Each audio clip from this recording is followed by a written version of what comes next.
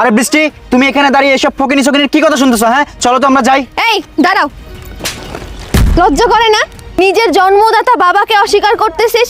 তোর মতো একটা কুলাঙ্গার ছেলে যে আমার হাজবেন্ড, এটা ভাবতেই আমার এখন ঘেন্না লাগতেছে।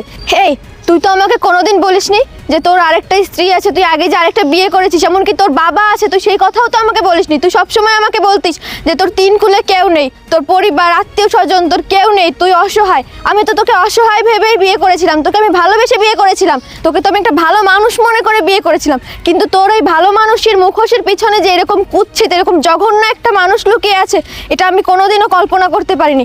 আরে তোর নিজের জন্মদাতা বাবা রাস্তায় রাস্তায় ভিক্ষা করতেছে, এটা দেখার পরেও তুই কিভাবে তোর বাবাকে অস্বীকার করিস? আর তুই কোন মুখ নিয়ে এখনো পর্যন্ত আমার সামনে দাঁড়িয়ে আছিস বলতো?